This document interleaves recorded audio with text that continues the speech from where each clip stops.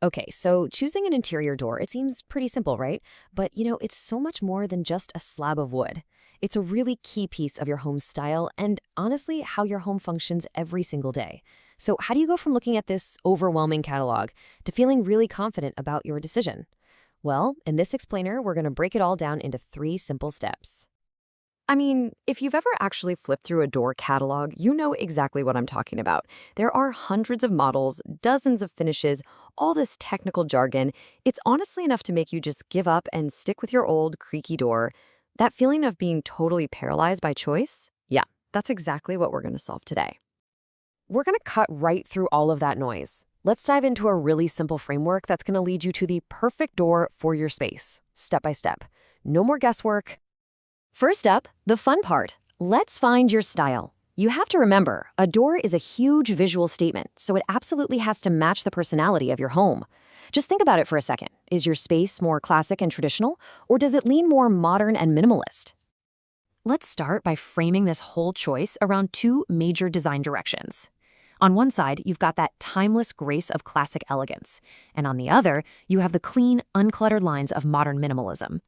Most homes kind of lean one way or the other, and figuring out which one is yours, that is a massive shortcut.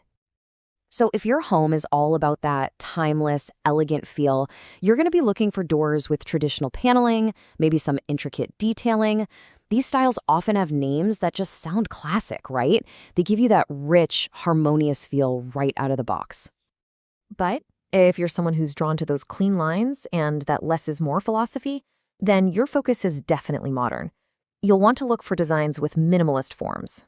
Some of these collections even offer a hidden door style, which is so cool. It sits completely flush with the wall for a truly seamless finish.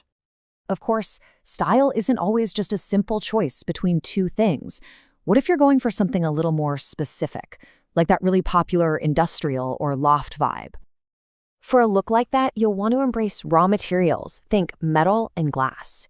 You can see here, some doors use a bold steel frame as the main design feature. Others take a softer approach with huge glass panels that create that open, light-filled feeling that's just essential to the whole loft aesthetic. All right, so once you've nailed down your style, it's time to shift gears. We need to go from how the door looks to what it actually does. Because a door isn't just decoration, it's a functional tool that can solve real, everyday problems in your home. Okay, here's a super common one. That dark, windowless hallway, or a room that just feels like a cave. You don't always need to call an electrician, you know? Sometimes you just need a different kind of door. And the solution is a glazed door. Now, I'm not talking about a tiny little porthole. Modern glazed doors use big glass panels that basically act like internal windows. They share light between rooms and make the entire space feel bigger and so much brighter. Okay, let's flip to the complete opposite problem. Maybe you've got too much going on, and you need to create a quiet little sanctuary, whether it's for focused work in your home office or just getting a peaceful night's sleep. The key term you need to know here is acoustic insulation, and it's measured in something called decibels, or dB. It's actually really simple. The higher the dB rating, the more sound the door blocks. So all you have to do is look for that number. And the performance can be seriously impressive. Some really specialized doors can offer sound reduction of over 40 decibels. For a lot of standard doors, you can also look for an add-on called an acoustic package, which usually includes a special core and drop-down seals to really boost that soundproofing. Here's another practical challenge I'm sure some of you have. That tight corner in the laundry room, or maybe the tiny bathroom where the door always bangs into the vanity. A traditional swinging door just doesn't work everywhere. This is where space-saving systems are an absolute game changer. Folding doors, for instance, they just accordion into a small little stack. And sliding systems, whether they're mounted on a cool visible track or disappear right into the wall, they require zero swing space. That awkward layout problem, completely solved. Okay, you've got your style, and you've figured out your functional needs. The final step is to decode a few key details. This is the nitty-gritty stuff that ensures your door not only looks and works right, but that it's also going to last. First up, rebated versus non-rebated. Now, it sounds technical, but it's super simple. A rebated door has that traditional, overlapping lip that sits on the frame. But a non-rebated door, it sits perfectly flush inside the frame, creating that super clean, seamless look that's essential for modern designs. Next up is the finish, and this is so important because it affects the door's look, feel, and its durability. So, for example, a premium lacquer gives you a satin-smooth, durable color that's really easy to clean. Perfect if you've got kids.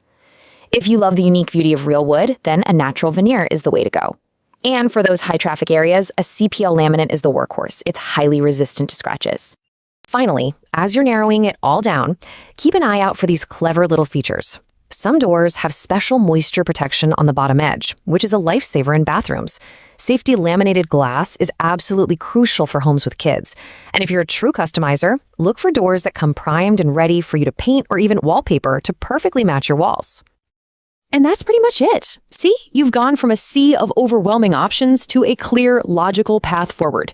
You now have all the tools you need to make a really informed choice. So just remember that simple framework. 1, find your style. Is it classic, modern, or something else? 2, consider your needs. Do you need more light, more quiet, or more space? And 3, decode the details. Choose the right finish, the right frame, and the right features that are going to make all the difference in your home. By following these steps, you're doing way more than just choosing a door. You're making a deliberate design choice that will shape how you live in and experience your home. That overwhelming catalog, it's not so scary anymore. It's now just a map of possibilities. You are ready to open the right door for your space.